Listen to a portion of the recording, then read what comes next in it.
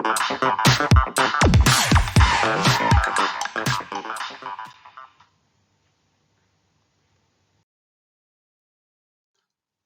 Everyone, welcome back to my channel medico ma'am.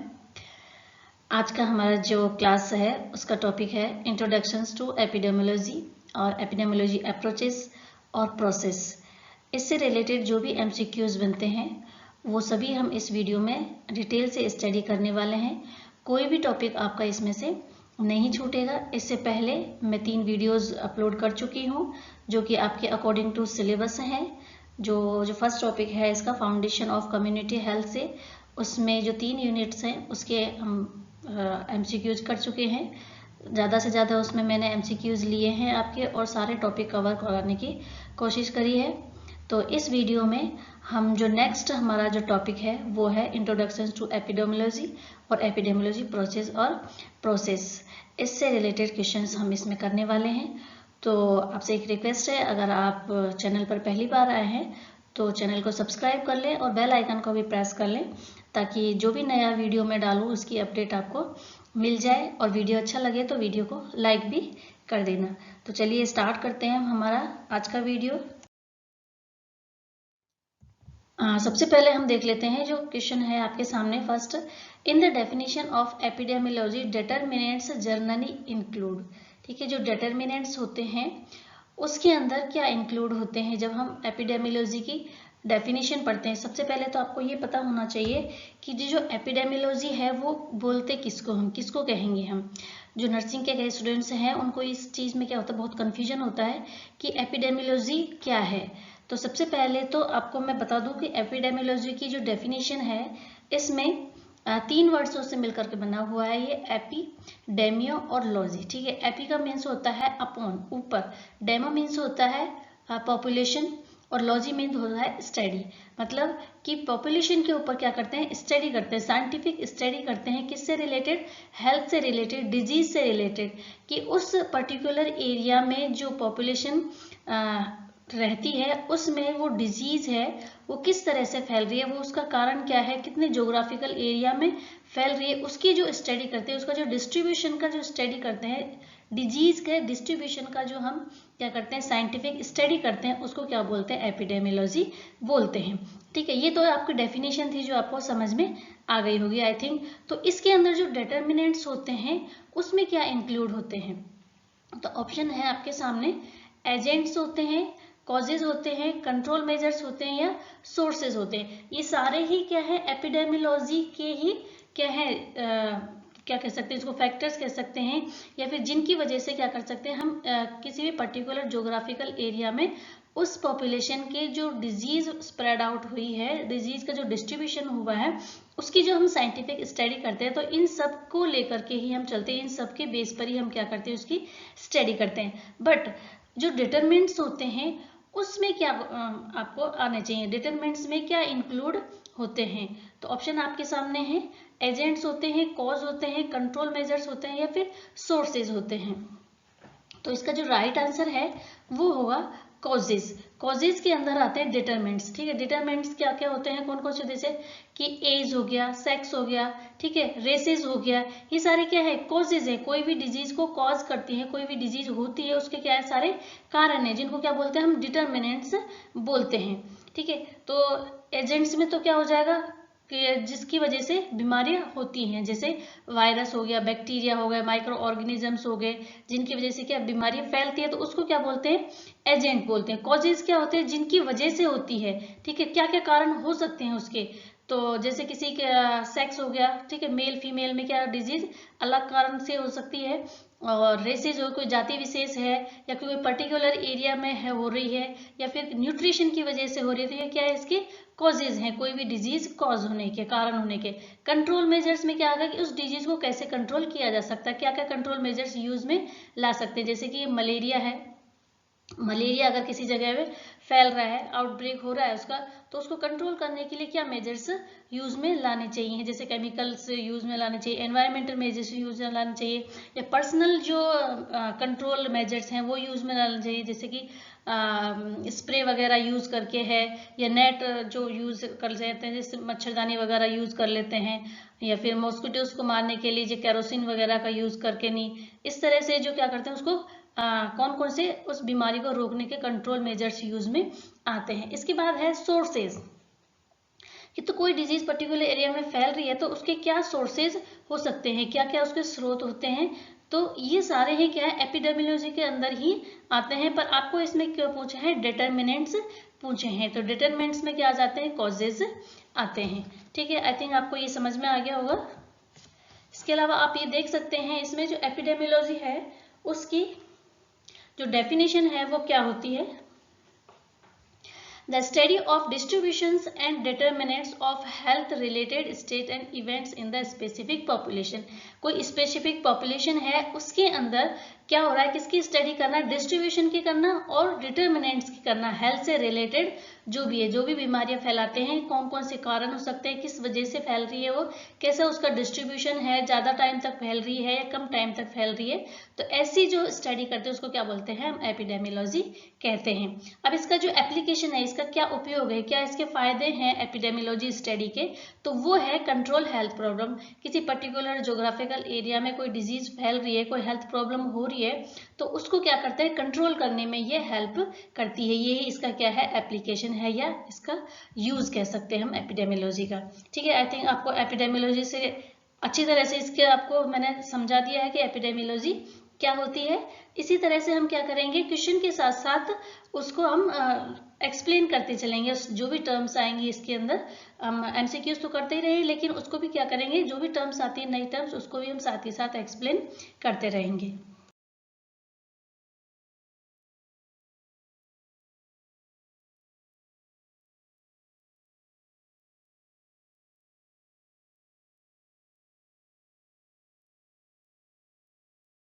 Next question है, epidemiology as defined in this lesson would include which of the following activity। निम्न में से ऐसी कौन सी activities हैं जो एपिडेमियोलॉजी को डिफाइन करती हैं। एपिडेमियोलॉजी मैंने आपको समझा ही दिया क्या होता है एपिडेमियोलॉजी। एपिडेमियोलॉजी में हम क्या करते हैं, एक स्टडी करते हैं जिसके अंतर्गत कोई भी पर्टिकुलर पॉपुलेशन में, ज्योग्राफिकल एरिया की पॉपुलेशन में कोई डिजीज का डिस्ट्रीब्यूशन किस तरह से हो रहा है, कैसे फैल रही है, क्या क्या उसके रीजन है, इन सब की जो हम स्टडी करते हैं उसके अंतर्गत हमको क्या बोलेंगे, एपिडेमियोलॉजी बोलेंगे। तो आपको बताना है इनमें से ऐसी कौन कौन सी एक्टिविटी हैं जो एपिडेमियोलॉजी के अंतर्गत आती हैं। ठीक है, फर्स्ट जो ऑप्शन है वो है describing the demographic characteristic of person with acute aflatoxin poisoning in a district. ये वाला कैरेक्टरिस्टिक है, इसको समझा दो आप में क्या होता है कि कोई जैसे कोई फूड पॉइजनिंग का केस आया है, ठीक है, कोई अक्यूट एफ्लोटैक्सिन मतलब किसी भी ऐसी फंजाई है जो किसी फसल वगैरह में हो गई, उसको खाने की वजह से किसी पर्सन में क्या हो गई, पॉइजनिंग हो गई है, तो उसकी जो कैरेक्टरिस्टिक्स आ रहे हैं उनकी जो स्टडी की जाती है वो एपिडेमियोलॉजी के अंतर्गत आती है। या बी ऑप्शन है comparing the family history amount of exercise eating habit of those with and without newly diagnose diabetes. या फिर ऐसी फैमिली के बीच में क्या करना, स्टडी करना जो क्या है कि अलग अलग जो फैमिली है उसमें एक में डायबिटिक है एक में नॉन डायबिटिक है, तो उनकी जो हैबिट्स हैं, एक्सरसाइज की हैबिट और ईटिंग की हैबिट है, उनके बीच में कंपेयर करके उनकी स्टडी करना, ये एपिडेमियोलॉजी होती है। या फिर recommending that a restaurant be closed after in implicating it as a source of hepatitis A outbreak। अगर कोई एरिया में क्या हो रहा है कि हेपेटाइटिस ए का आउटब्रेक हो गया है तो उस एरिया के अंदर रेस्टोरेंट्स हैं उनको क्या कर देना, क्लोज करवा देना। क्लोज के लिए उसको रिकमेंडेशन दे देना, उसको कहना कि वहाँ के जो रेस्टोरेंट्स हैं उनको क्या कर दिया जाए, बंद कर दिया जाए। क्यों, इनकी वजह से क्या हो रहा है, हेपेटाइटिस ए का आउटब्रेक हो गया है। तो इस तरह की जो स्टडी की जाती है, इस तरह का जो डाटा एनालिसिस किया जाता है उसको क्या एपिडेमियोलॉजी बोलेंगे।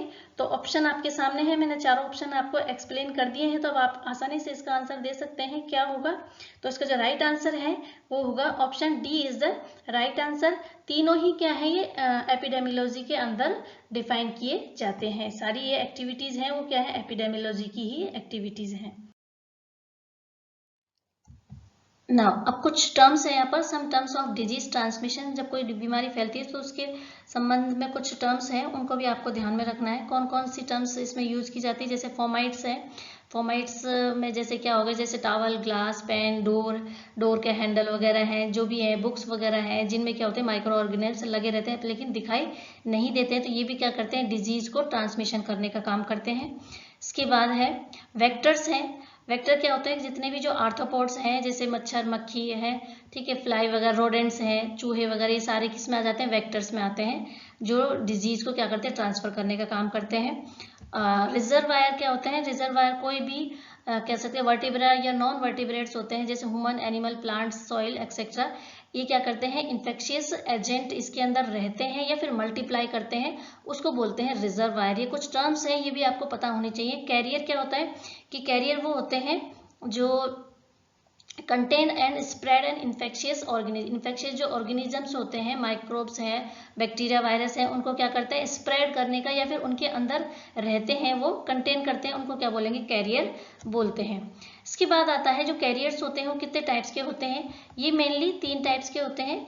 इंक्यूबेटरी कैरियर है, कन्वर्जेंट कैरियर है और हेल्दी कैरियर है। अब इंक्यूबेटरी जो कैरियर है वो क्या होता है वो बता देती हूँ मैं, कि इंक्यूबेटरी कैरियर में क्या होता है कि जो person who shed an infectious agent during early phase, उसमें अर्ली फेज में क्या हो जाती है, इन्फेक्शियस एजेंट होता है बॉडी के अंदर, लेकिन किसी तरह के साइन सिम्टम वो शो नहीं करते हैं, तो ऐसे जो कैरियर होता है उसको क्या बोलते हैं, इंक्यूबेटरी कैरियर कहा जाता है। जैसे कि मम्स हो गया, पोलियो हो गया, पर्टोसिस हो गया, डिप्थीरिया हो गया और हेपेटाइटिस बी हो गया, ये किसके अंतर्गत आते हैं, इंक्यूबेटरी कैरियर होते हैं। इसमें क्या होता है कि जो इन्फेक्शियस एजेंट तो मौजूद होता है, जो बीमारी होती है, डिजीज होती है, उसकी अर्ली फेज होती है, उसके अंदर उसमें बीमारी के एजेंट तो मौजूद होते हैं, लेकिन वो किसी तरह के साइन सिम्टम शो ऑफ नहीं करते हैं, लेकिन वो डिजीज तो कॉज कर सकते हैं। जैसे कि हेपेटाइटिस बी का है, हेपेटाइटिस बी के अर्ली फेज में किसी तरह का कोई साइन सिम्टम नजर नहीं आते, लेकिन उसका ब्लड अगर किसी दूसरे व्यक्ति के ब्लड में ट्रांसफर हो जाता है तो वहां पर वो जाकर के क्या कॉज कर सकता है, हेपेटाइटिस बी कॉज कर सकता है। तो ऐसा जो ट्रांसमिशन होता है या फिर ऐसा जो कैरियर्स होते हैं उनको क्या बोलते हैं, इंक्यूबेटरी कैरियर कहा जाता है। अब दूसरा है आपका कन्वर्जेंट जो कैरियर है, उसको क्या बोलेंगे, कन्वर्जेंट जो कैरियर है उसमें क्या होता है, एक an individual who has been expose to and harbours a disease causing organism during the recovery phase. जैसे ही क्या होता है कि इसमें और इसमें क्या डिफरेंस होता है, इंक्यूबेटरी और कन्वर्जेंट में।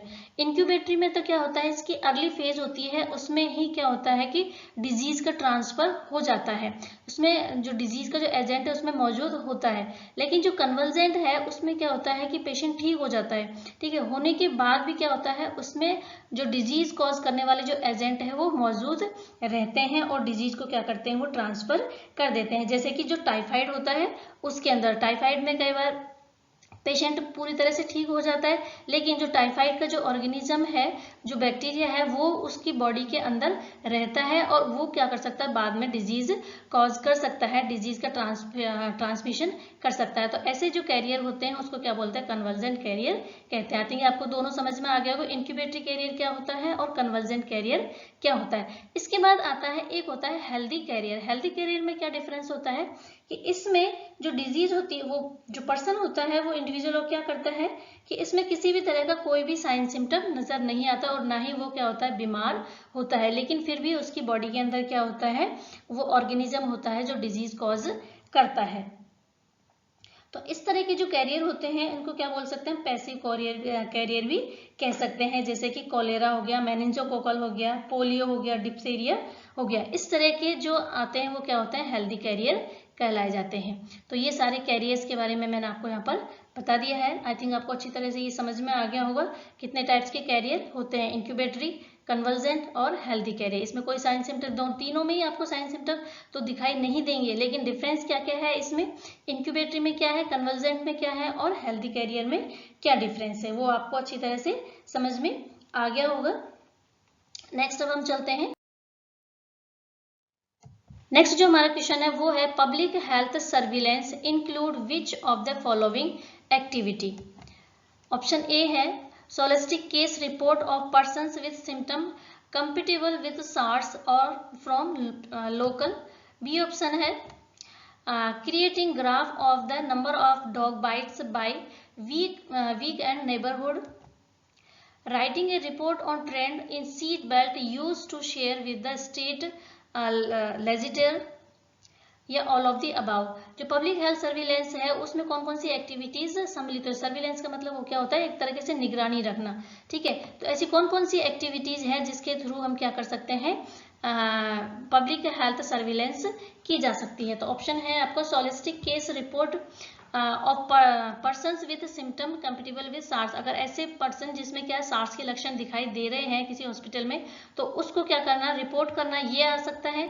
या फिर creating graph of the number of dog bite, या फिर जो डॉग बाइट के जो केसेस हैं उसको ग्राफ के रूप में क्रिएट करना, ये सर्विलेंस हो सकता है। या फिर writing a report on trend in seat belt use to share with the state legislator. जो स्टेट का जो नियम कायदे कानून है उनको शेयर करना लोगों की तरफ, इस सीट बेल्ट को क्या करना चाहिए, बांधना चाहिए। ये वाली जो रिपोर्ट है उसको राइटिंग करना, या फिर ऑल ऑफ द अबाउ। तो इसका आपको राइट आंसर बताना है क्या होगा। तो आई थिंक इसका right answer D is the right answer. सारे किसके अंदर आते हैं, सर्विलेंस के अंदर आते हैं। सभी से हम क्या कर सकते हैं, कोई डिजीज कॉज हो रही है, फैल रही तो नहीं है, ठीक है, उसका हम कैसे निगरानी रख सकते हैं। नेक्स्ट जो क्वेश्चन है वो है आपके सामने, the hallmark feature of an analytic epidemiology study is. जो एनालिटिक एपिडेमियोलॉजी स्टडी है उसका क्या फीचर है आपको बताना है। ऑप्शन ए है use of N appropriate comparison group, laboratory confirmation of diagnosis है, या सी ऑप्शन है पब्लिकेशंस इन पीयर रिव्यूड जर्नल, या डी ऑप्शन है statistical analysing using logistic regressions. तो इसका जो राइट आंसर है वो आपको ध्यान में रखना है, वो होगा option A is the right answer, use of N appropriate comparison group. जो एनालिटिकल जो स्टडी की जाती है, इसको मैं अभी बताने वाली हूँ और एक्सप्लेन करेंगे हम इसको। एनालिटिक जो स्टडी होती है वो कितने टाइप्स की होती है, किस किस तरह से होती है, ये भी क्या करते हैं, एपिडेमियोलॉजी का ही एक पार्ट है स्टडी का, एनालिटिक स्टडी। इसके अंदर क्या करते हैं कि लोगों का एक कंपैरिजन ग्रुप बना करके क्या करते हैं, स्टडी की जाती है, उसी को क्या बोलते हैं, एनालिटिकल एपिडेमियोलॉजी स्टडी कहा जाता है। तो ये इसका क्या है, हॉलमार्क फीचर्स है। आपको ये ध्यान में रखना है कि जो एनालिटिकल एपिडेमियोलॉजी स्टडी है उसका सबसे मेन फीचर्स क्या है, तो क्या है इसमें एप्रोप्रिएट कंपैरिजन ग्रुप बना करके ही क्या करते हैं, इसमें स्टडी की जाती है। दो लोगों का ग्रुप बना लिया जाता है, दो टाइप्स का, ठीक है। कह सकते हैं इसको अकॉर्डिंग टू एज भी बना सकते हैं, अकॉर्डिंग टू डिजीज की अक्रेंस के अनुसार भी इसको बना सकते हैं। उनमें किस तरह से डिजीज अफेक्ट हो रही है, किस तरह से उसको प्रभावित कर रही है उन डिजीज को, इस तरह से लोगों का ग्रुप बना करके जो स्टडी की जाती है उसको हम क्या बोलते हैं, एनालिटिक एपिडेमियोलॉजी स्टडी कहा जाता है ना। नेक्स्ट अब हमारा क्वेश्चन है डायरेक्ट ट्रांसमिशन क्या होता है। जो डिजीज जो फैलती है तो एक तरह होती है, दो तरीके से फैलती है, एक तो डायरेक्ट होती है और एक इनडायरेक्ट होती है, ठीक है। तो आपको बताना है इन ऑप्शंस में से जो डायरेक्ट ट्रांसमिशन होता है वो कौन सा है। ट्रांसप्लेसेंटल होता है, एयरबोर्न से होता है, व्हीकल बोर्न होता है, या फूड बोर्न होता है। डायरेक्ट ट्रांसमिशन, तो इस क्वेश्चन को पहले हम आंसर दे देते हैं, उसके बाद मैं आपको एक्सप्लेन करूंगी डायरेक्ट ट्रांसमिशन क्या होता है और इनडायरेक्ट ट्रांसमिशन क्या होता है। तो इसका जो राइट आंसर है वो ए ऑप्शन है, ट्रांसप्लेसेंटल के थ्रू जो ट्रांसमिशन होता है, ठीक है, उसको हम बोलेंगे डायरेक्ट ट्रांस।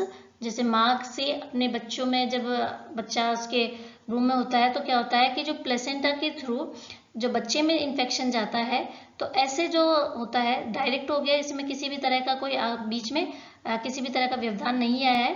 तो ऐसा जो ट्रांसमिशन होता है, ऐसा जो डिजीज का ट्रांसमिशन होता है उसको बोलेंगे हम ट्रांसप्लेसेंटल ट्रांसमिशन। तो अब हम देखते हैं इसमें जो डायरेक्ट ट्रांसमिशन है वो क्या होता है। कई बार क्वेश्चन आ जाता है इस तरह से कि इसमें से कौन सा डायरेक्ट ट्रांसमिशन है।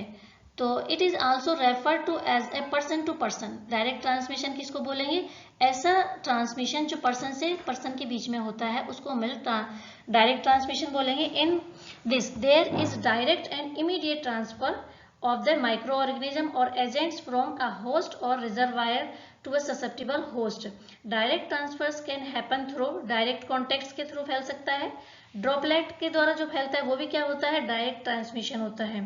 या फिर कांटेक्ट विथ सॉइल, सॉइल से कोई भी कांटेक्ट में आ रहा है जैसे कि टिटनेस वगैरह होता है तो वो भी क्या है? डायरेक्ट ट्रांसमिशन के थ्रू फैलता है। ड्रॉपलेट इन्फेक्शन है जैसे खांसी वगैरह होती है तो उसमें जो ड्रॉपलेट जाते हैं एक व्यक्ति से दूसरे व्यक्ति में डायरेक्ट जा रहे हैं तो उससे जो इन्फेक्टेड हो जाएगा वो क्या होगा? डायरेक्ट ट्रांसमिशन होता है डिजीज का। इसके अलावा इनोकुलेशन थ्रू स्किन और म्यूकोसा, किसी भी बॉडी का कोई भी पार्ट क्या हो गया है? कट फट गया है तो वहां से क्या होगा? कोई घाव से उसका सीक्रेशन निकलेगा, वो अगर किसी पर्सन को टच करेगा तो उसकी वजह से जो डिजीज कॉज होगी तो वो कैसा ट्रांसमिट हो जाएगा? डायरेक्ट ट्रांसमिशन हो जाएगा। तो डायरेक्ट मतलब आपको इतना सा ध्यान में रखना है कि पर्सन टू पर्सन फैल रहा है ये डिजीज। इसके अलावा जो ट्रांसप्लेसेंटल है through placenta from the mother to the foetus, foetus से मदर से लेकर के उसके फीटस में जो भी डिजीज कॉज हो रही है, जो भी डिजीज फैल रही है तो वो कौन सा ट्रांसमिशन आ जाएगा? डायरेक्ट ट्रांसमिशन आ जाएगा। तो ये आपको इस ध्यान में रखना है कि डायरेक्ट जो ट्रांसमिशन है उसमें कौन कौन से आते हैं। पर्सन टू पर्सन जो ट्रांसमिशन होता है वो क्या होता है? डायरेक्ट ट्रांसमिशन होता है।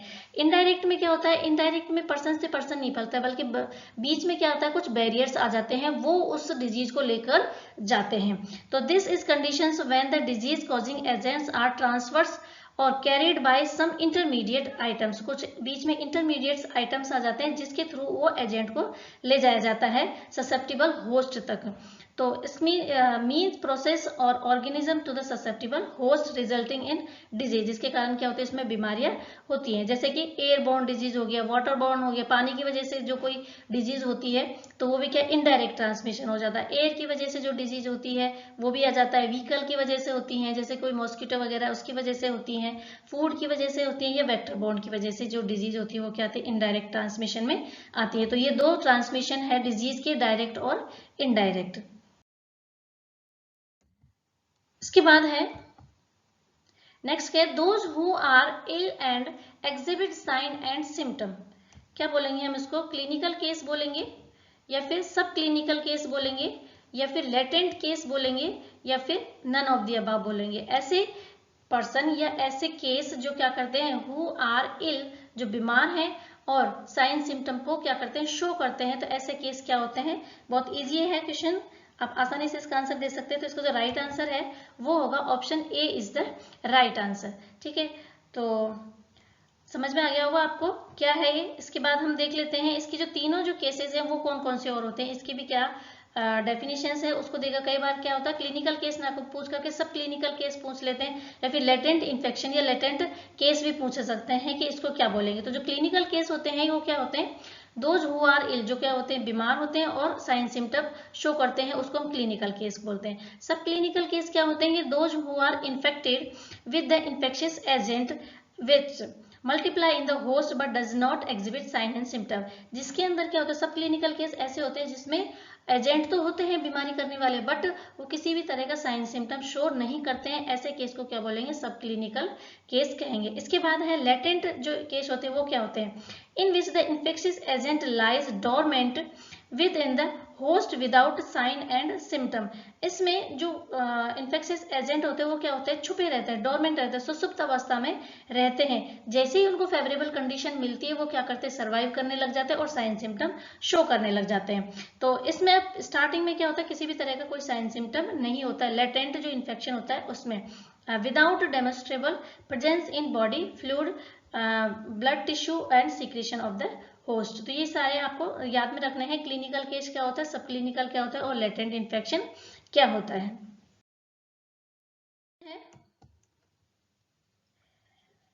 नाउ क्वेश्चन आपके सामने है, final link in the chain of infection is. जब भी इन्फेक्शन होता है, इन्फेक्शन की क्या होती है? एक चेन होती है, ठीक है, वो भी मैं बताऊंगी आपको इन्फेक्शन की चेन किस तरह से होती है। तो इन्फेक्शन की चेन में जो फाइनल लिंक होता है, फाइनल जो कह सकते हैं एजेंट होता है या फाइनल जो प्रोडक्ट होता है जो भी है वो उसको क्या बोलेंगे हम? इटियोलॉजी है, रिजर्वायर है, या फिर ससेप्टिबल होस्ट है, या फिर नन ऑफ द अबव है। फाइनल इन्फेक्शन चेन का फाइनल जो स्टेज होती है वो कहाँ पर जाकर के स्टॉप हो जाती है, या फिर कौन होता है उसकी फाइनल स्टेज। तो इसका जो राइट आंसर है वो होगा C is the right answer. Susceptible जो होस्ट है वो उसकी क्या होती है, कोई भी इन्फेक्शन चेन की फाइनल लिंक होता है या फाइनल स्टेज होती है। अब देख लो आप इसका इसकी जो चेन है वो क्या होती है। सबसे पहले क्या होता है, इटियोलॉजी एजेंट होता है। जो भी इन्फेक्शन होता है बिना एजेंट के इन्फेक्शन नहीं हो सकता। जैसे एजेंट में माइक्रो ऑर्गेनिजम्स हो जाए, बैक्टीरिया वायरस जो भी है वो क्या करते हैं, डिजीज कॉज करते हैं। वो क्या चाहेंगे, फिर उसको चाहिए सोर्स या रिजर्वायर, अपने आप को क्या करने के लिए, डेवलप करने के लिए, मल्टीप्लाई करने के लिए उनको क्या चाहिए, रिजर्वायर चाहिए, जिसके अंदर वो अपने आप को लाइव कर सकें या फिर अपने आप को मल्टीप्लाई कर सकें। इसके बाद फिर उन्हें चाहिए मोड ऑफ ट्रांसमिशन, कि वो किसके थ्रू वहां पर किसी भी होस्ट में जाकर के डिजीज कॉज करेंगे। जैसे कि ब्लड हो गया, ठीक है, ब्लड के थ्रू वो चले गए किसी ससेप्टिबल होस्ट में, तो ये क्या हो गया, मोड ऑफ ट्रांसमिशन हो गया। इसके बाद आ गया ससेप्टिबल होस्ट, जो जिसके अंदर क्या होती है, डिजीज कॉज होती है। तो कहने का मतलब ये है कि जो एक इन्फेक्शन चेन चलती है वो कहाँ से स्टार्ट होती है, एजेंट से चलती है, और कहाँ पर खत्म होती है, ससेप्टिबल होस्ट पर जाकर के खत्म होती है। बीच में क्या आते हैं, सोर्स आता है या रिजर्वायर आता है, और या फिर मोड ऑफ ट्रांसमिशन आता है जिसके थ्रू वो बीमारी फैलती है। जब यह कह सकते हैं कि एजेंट जिसके थ्रू ससेप्टिबल होस्ट में एंटर करता है। तो ये है इसकी इन्फेक्शन की चेन, जिसके फाइनल स्टेज क्या होती है, ससेप्टिबल होस्ट होता है, और फर्स्ट स्टेज क्या होती है, इसकी एजेंट होती है। हमारा क्वेश्चन है वो है occurrence of N unusual frequency of disease. ठीक है, अब जो टर्म्स आ रही है वो आपको ध्यान में रखनी है, बहुत इंपॉर्टेंट है ये। और एग्जाम में कितने भी चाहे कॉम्पिटिटिव एग्जाम हुए हों आज तक, उनमें ये फेवरेट क्वेश्चन है, और इनमें से एक न एक क्वेश्चन जरूर आता है। इसलिए आप वीडियो को लास्ट तक जरूर देखें। इसमें जो भी मैं टर्म्स बता रही हूँ एग्जाम पॉइंट ऑफ व्यू से बहुत ही इंपॉर्टेंट है आपके लिए, और जितने भी क्वेश्चंस हैं इसमें वो बहुत ही मोस्ट इंपॉर्टेंट है, एक एग्जाम में आने की उनकी पूरी संभावना है। तो वीडियो को लास्ट तक जरूर देखते रहें। तो चलते हैं हमारे क्वेश्चन की तरफ। Occurrence of N unusual frequency of disease, क्या बोलेंगे उसको हम, एपिडेमिक बोलेंगे, एंडेमिक बोलेंगे, या फिर पैंडेमिक बोलेंगे, या फिर स्पोरेडिक कहेंगे। ये चारों जो टर्म्स हैं वो आपको पता होने चाहिए। एपिडेमिक क्या होती है, एंडेमिक क्या होती है, पैंडेमिक क्या होती है, और स्पोरेडिक क्या होती है। तो सबसे पहले तो मैं इसका आंसर बता देती हूँ क्या होता है, उसके बाद हम चारों जो टर्म्स हैं उनको एक्सप्लेन करते हैं। तो इसका जो राइट आंसर है वो क्या हो जाएगा, ए इज द राइट आंसर। इसको बोलेंगे हम epidemic, occurrence of N unusual frequency of disease. कोई भी डिजीज है वो क्या होती है, अनयूजुअल फैल रही है, अनयूजुअल फ्रीक्वेंसी में फैल रही है, कभी ज्यादा कभी कम। ठीक है, तो ऐसी जो डिजीज फैलती है उसको क्या बोलेंगे हम, एपिडेमिक कहेंगे। अब देख लीजिए आप, इसमें ये जो टर्म्स हैं इनको आपको याद में रखना है। एंडेमिक क्या होती है, एंडेमिक का मतलब होता है, एक मिनट मैं पॉइंटर ले लेती हूँ। एंडेमिक का मतलब आप इसको ब्रेक करो, एंड डेमो और पेप। ठीक है, एन का मतलब इन, डेमो मीन्स पीपल। इसमें क्या होता है, the constant presence of a disease or infections with a specific geographical area or population group in considers to be endemic for that particular. ये सारे आपको जो डाटाज प्रोवाइड किए जा रहे हैं ना, एक ऑथेंटिक बुक है उसके थ्रू आपको ये डाटाज प्रोवाइड किए जा रहे हैं। ठीक है, जो भी बीपीसीसी के कोर्स के जो मॉड्यूल्स मिले थे उसमें आपके ये सारे पॉइंट्स दिए गए हैं सिलेबस के अकॉर्डिंग, वो ही मैं आपको इसमें करवा रही हूँ। ठीक है, तो आप देख सकते हैं इसमें उसी की बुक की है आपके पास ये। तो देखो क्या बोलते हैं, एंडेमिक का मतलब होता है कि कोई पर्टिकुलर ज्योग्राफिकल एरिया में कोई डिजीज क्या है, कंटिन्यूअस बनी हुई है, तो उसको हम क्या बोलेंगे, एंडेमिक बोलेंगे। इसके लिए एक वर्ड और यूज कर सकते हैं, यूजुअल। ठीक है, यूजुअल या फिर एक्सपेक्टेड फ्रीक्वेंसी, उसको हम क्या बोलेंगे, एक्सपेक्टेड फ्रीक्वेंसी। तो ऐसी जो डिजीज है उसको हम बोलते हैं एंडेमिक। समझ में आ गया आपको। ठीक है, जैसे कि अपर रेस्पिरेटरी इन्फेक्शन है, या फिर डायरिया डिजीज है, तो अगर किसी पर्टिकुलर ज्योग्राफिकल एरिया में वो क्या है, लगातार बनी हुई है वो डिजीज, तो उसको हम बोलेंगे एंडेमिक। आपको एक चीज याद रख लेना, कंटिन्यूअस। ठीक है, क्या आ रही है, कौन डिजीज क्या हो रही है, कांस्टेंट बनी हुई है, लगातार बनी हुई है वहां पर, या फिर यूजुअल शब्द आ जाए। कई बार एग्जाम में कांस्टेंट ना करके क्या आ जाता है, यूजुअल आ जाता है वर्ड, तो भी आपको ध्यान में रखना है क्या होगी, वो एंडेमिक होगी। अब आ जाता है एपिडेमिक। एपिडेमिक का मतलब क्या होता है? अनयूजुअल, ठीक है, कभी ज्यादा कभी कम, ऐसी जो डिजीज होती है उसको क्या बोलेंगे हम? एपिडेमिक कहेंगे। या फिर जैसे ही केसेस क्या होते हैं उसके ज्यादा हो जाते हैं एकदम से, अगर वहां पर किसी भी डिजीज का एक भी केस आता है तो वो भी किस में आ जाता है? एपिडेमिक के अंदर आ जाता है। क्यों? क्योंकि एक से ही क्या है, वो रिस्क फैक्टर है, वहां पर लोगों में उसकी इम्यूनिटी पावर डेवलप नहीं हुई है एक केस के अंदर। जैसे कि स्टार्टिंग में जो कोरोना वायरस हुआ था, ठीक है, तो वुहान में हुआ था, वहां पर एक को हुआ था, एक के बाद ही क्या हुआ, ये धीरे धीरे से एपिडेमिक में कन्वर्ट हुआ, फिर क्या हो गया, वो पैंडेमिक में कन्वर्ट हो गया। तो एक जो ज्योग्राफिकल एरिया में जैसे ही अक्रेंस होती है किसकी? एकदम डिजीज की, ठीक है, तो वो क्या हो जाती है? एपिडेमिक होने लग जाती है, उसको बोलेंगे हम एपिडेमिक। तो इस ये दो वर्डों से मिलकर एपी मीन्स होता है अपॉन और डेमो मीन्स होता है पीपल। तो लोगों के ऊपर क्या होता है? एकदम से इस डिजीज का इफेक्ट होता है। तो क्या बोलेंगे इसको? जब a large number of persons are affected out of proportions to the routine occurrence of disease in a specific population, then it is termed as epidemic. In other words, epidemic is occurrence of an unusual frequency of disease. disease की क्या है? unusual frequency. Starting में इसकी disease क्या थी? कम थी, लेकिन जैसे क्या होगा, रिस्क फैक्टर्स के बढ़ते गए तो disease क्या हो गई, वहां पर ज्यादा फैलने लगे। एकदम से क्या होगा, इसके लार्ज अमाउंट में ये disease फैल गई, तो ऐसी को क्या बोलेंगे हम? एपिडेमिक कहेंगे। ठीक है, समझ में आ गया आपको? जैसे कि चिकन पॉक्स है, चिकन पॉक्स स्टार्टिंग में एक केस आया था, लेकिन जैसे जैसे क्या होगा, इसकी लोगों में इम्यूनिटी कम हो गई, इसके केसेस बढ़ने लगे। लेकिन अब भी अगर कहीं पर भी ये आ जाती है तो वो क्या किस में आ जाएगी? एपिडेमिक की कंडीशन में आती है। अब आ जाता है हमारा स्पोरेडिक। स्पोरेडिक का मतलब होता है इर्रेगुलर, ठीक है, इरेगुलर। जैसे कि डेंगू के केसेस को देख लेते हैं। डेंगू का केस इरेगुलर होते हैं, कभी जैसे सर्दियों में आ गया, फिर जैसे जैसे वेदर चेंज होता है, सीजन चेंज होता है, बारिश के टाइम में भी डेंगू हो सकता है, सर्दियों में भी हो सकता है, कभी गर्मियों में भी हो सकता है। तो इसका कोई वो नहीं है, यूजुअल टाइम नहीं है कि हाँ भाई इसी टाइम में ये फैलेगी। तो ये क्या होती है? इरेगुलर होती है, ठीक है। आपको जैसे स्पोरेडिक होते हैं ना, स्पोर डालते हैं, छिड़काव जिस तरह से करते हैं अपन, तो इसी तरह से आपको याद में रखना है इसको, स्पोरेडिक तरह से इरेगुलर होती है ये जो। And some zoonotic disease are seen in, ये इसका एग्जांपल बताया गया आपको। नेक्स्ट है पेंडेमिक। पेंडेमिक का मतलब होता है, पैन मतलब बिग, बड़ा।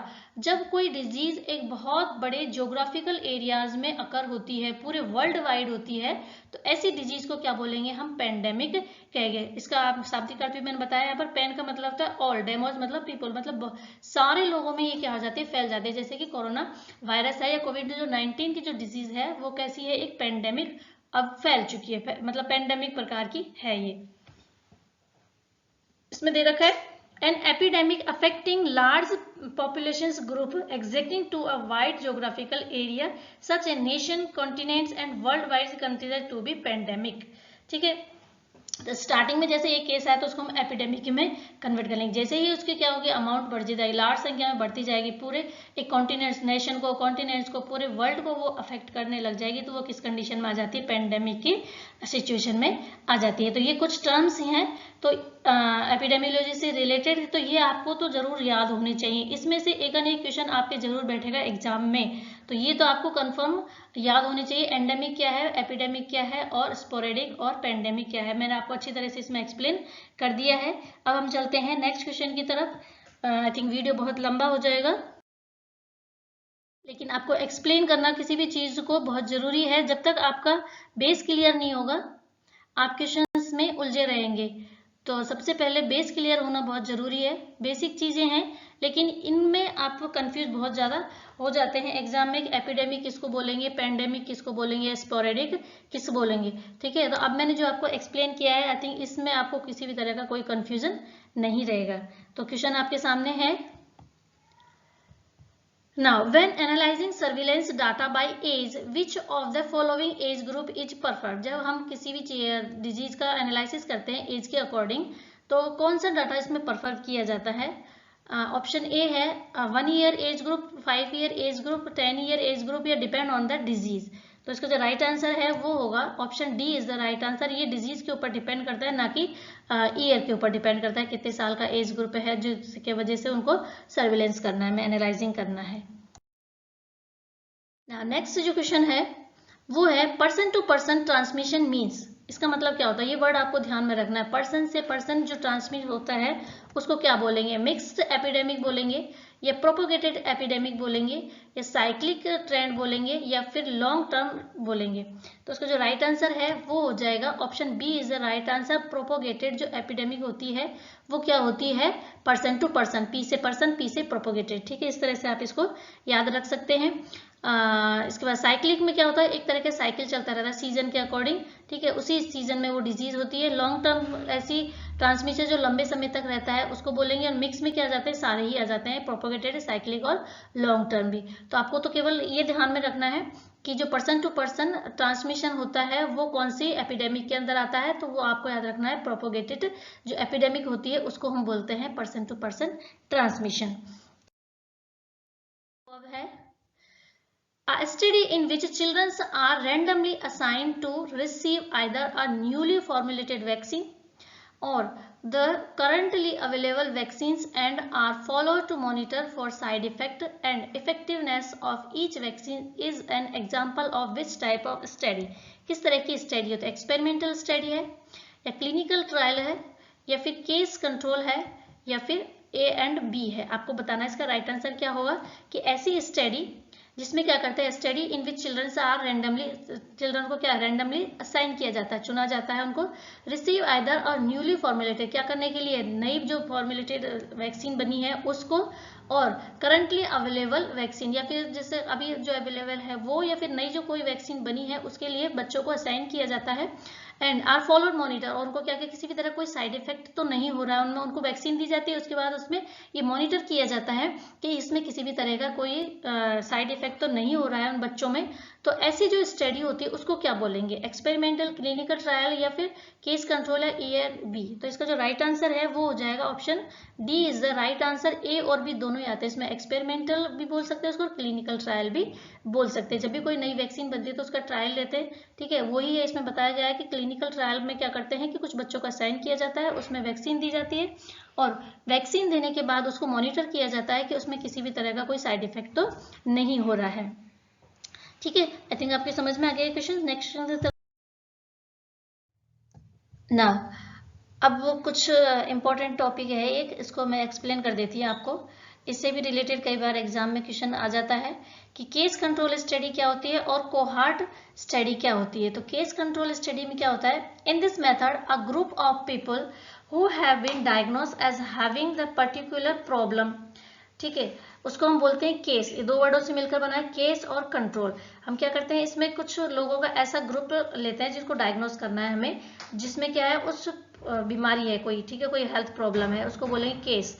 और उसको कंपेयर करते हैं किसके साथ, with a group of people who are similar in characteristic to that of case. उस केस के क्या है, वो कैरेक्टरिस्टिक्स हैं उसमें उसके सिमिलर है, पर उनमें क्या है, किसी भी तरह के कोई प्रॉब्लम्स नहीं है, but they are free from the problem, पर उनमें क्या है, किसी भी तरह की कोई प्रॉब्लम नहीं है। जैसे कि हम एग्जांपल ले सकते हैं इसका, जैसे हाइपरटेंशन का है, एक को हाइपरटेंशन है, लेकिन दूसरा जो हमने कंट्रोल केस लिया है वो भी उसी एज ग्रुप का है, वो भी उसी एज ग्रुप का है, लेकिन उसको किसी भी तरह की क्या नहीं है, हेल्थ प्रॉब्लम नहीं है रिलेटेड टू हाइपरटेंशन ना। वो क्या हो गया, कंट्रोल हो गया। एक तो केस हो गया जिसमें हाइपरटेंशन है, और उसी एज ग्रुप का एक और हमने पर्सन ले लिया जिसमें क्या है कि रिस्क फैक्टर तो है उसमें, लेकिन उसमें क्या नहीं है, किसी भी तरह की हेल्थ प्रॉब्लम नहीं है हाइपरटेंशन से रिलेटेड। अब क्या करना है, here the approach is use is retrospective. Retro मतलब उसका उल्टे चलेंगे हम, रिट्रोस्पेक्टिव है ये। Example, the disease has already occurred. Disease क्या है, इसमें पहले से ही हो चुकी है। And the epidemiologist goes back in time. अब जो एपिडेमियोलॉजिस्ट है उसकी स्टडी करने के लिए क्या, जो बैक में जाएगा उसके, ठीक है, and he review the records, interview the case and their family member. उसके फैमिली मेंबर से क्या करेगा वो, कुछ रिव्यूज लेगा, कुछ इंटरव्यूज लेगा, कुछ रिकॉर्ड लेगा कि उसको जो ये डिजीज है वो क्या क्या ऐसी एक्टिविटीज करता था जिसकी वजह से उसको ये प्रॉब्लम हो गई है। The data thus collected about the suspected factor is analyse statistical to determine the extent of is associated with the disease. Now this method therefore is as retrospective method, इसलिए इसको क्या बोलते हैं, रिट्रोस्पेक्टिव मेथड बोलते हैं। क्यों? क्योंकि इसमें बीमारी तो पहले से ही हो चुकी है, लेकिन जो एनालाइजर है, ठीक है, जो एपिडेमियोलॉजी से जो स्टडी कर रहा है, वो क्या करता है, उसके बैक में जाता है, उसके फैमिली मेंबर के पास जाता है, उससे डाटा कलेक्ट करता है, उसकी हिस्ट्री लेता है कि किस किस की वजह से इसको ये डिजीज हुई है। तो इसको क्या बोलते हैं, रिट्रोस्पेक्टिव मेथड है ये, इस वजह से। Now this approach has help in identification of causative factor of many disease. तो ये जो अप्रोचेज है क्या हेल्प करती है, जो कॉजेटिव फैक्टर्स है उसको आइडेंटिफाई करने में हेल्प करती है। एंड एग्जांपल इसमें जैसे rubella in mother during early pregnancy in the causes of congenital deformities in children, smoking associated with lung cancer, iodine deficiency associate with hypothyroid का भी ले सकते हैं इसमें हम, ठीक है, कैंसर, लंग कैंसर का भी इसका एग्जांपल ले सकते हैं। इसके अलावा जो मैंने बताया आपका हाइपरटेंशन है, उसका भी इसका एग्जांपल ले सकते हैं। These conclude are based on repeated case control study. Case control study are easy to organize and are less expensive. ये दो चीजें और इसमें डिफरेंस करने के लिए है। जो केस कंट्रोल स्टडी होती है वो क्या होती है, बहुत कम एक्सपेंसिव होती है, इसमें ज्यादा टाइम नहीं लगता है, बहुत कम एक्सपेंसिव होती है, लेकिन इसमें जो एक्यूरेसी आती है वो क्या होती है, बहुत कम होती है। अब जो कोहार्ट स्टडी है उसमें क्या करते हैं हम, कोहार्ट स्टडी में डिजीज नहीं होती है, ठीक है, डिजीज नहीं होती है, डिजीज हो जाए ऐसे क्या क्या कारण हो सकते हैं उसका एनालिसिस किया जाता है कोहार्ट स्टडी के अंदर। तो इसमें चलते हैं हम फॉरवर्ड की तरफ, बल्कि जो केस कंट्रोल स्टडी है उसमें चलते हैं हम बैकवर्ड की तरफ, बैकवर्ड जाकर के उसके क्या करते हैं, डाटा कलेक्ट करते हैं। लेकिन जो कोहार्ट स्टडी होती है उसमें क्या करते हैं, फॉरवर्ड जाकर के और फिर एनालिसिस किया जाता है कि ये सेम एज ग्रुप के पर्सन है और एक इसमें डिजीज हो सकती है, इसमें ये रिस्क फैक्टर है, और अगर इसी तरह से ये क्या करता गया इसमें इसके जो यूजेस हैं किसी भी डिजीज के कारण है उनको अगर ये अपनाता गया तो आगे जाकर के इसमें इस तरह के क्या हो सकते हैं, डिजीज हो सकती है। तो इसको भी हम देख लेते हैं क्या है। A cohort is a specific group of people at a certain time sharing common characteristic and experience. Example, people born on same day or same year, birth cohort, couple marriage in the same year, class of nursing students, experience cohort, ये सारे क्या होते हैं, एक ही age group के लिए एक ही time के लिए फिर उसमें क्या की जाती है, स्टडी की जाती है। People with the same occupations के लिए और उसके बाद उसमें क्या की जाएगी, स्टडी की जाती है। तो ये दोनों में मैंने आपको डिफरेंस बताया, आपको यही ध्यान में रखना है दोनों का डिफरेंस ज्यादातर, तो कि ये क्या जो स्पेसिफिक ग्रुप के की जाती है, स्पेसिफिक क्या ली जाता है, इसमें एक पर्टिकुलर टाइम ले लिया जाता है, ठीक है, और इसके बाद इसमें जो टाइम है वो ज्यादा लगता है और ये बहुत ज्यादा क्या है, कॉस्टली भी है कोहार्ट स्टडी। इसमें क्या चलते हैं, फॉरवर्ड की तरफ चलते हैं, जबकि जो केस कंट्रोल है उसमें चल देंगे अपन बैकवर्ड की तरफ, इसमें स्टडी की जाती है। तो आज का हमारा वीडियो यहीं तक। आज के वीडियो के जो क्वेश्चन है आपको कैसे लगे, क्वेश्चन अगर आपको पसंद आए हैं तो आप वीडियो को लाइक करें और ज़्यादा से ज़्यादा इसको फ्रेंड्स में शेयर करते हैं। इसके बाद जो नेक्स्ट वीडियो है वो उसमें मैं अपना दूसरा जो टॉपिक है वो लेके आऊँगी, और वो जो दो टॉपिक है वो होगा हमारा demographic surveillance and interpretation of data. बहुत ही इंपॉर्टेंट टॉपिक है, इसमें से भी एग्जाम में क्वेश्चन बहुत ज़्यादा पूछे जाते हैं बार बार। तो आप बने रहिए मेरे चैनल पर। अगर वीडियो पसंद आया है तो आप वीडियो को लाइक शेयर करें।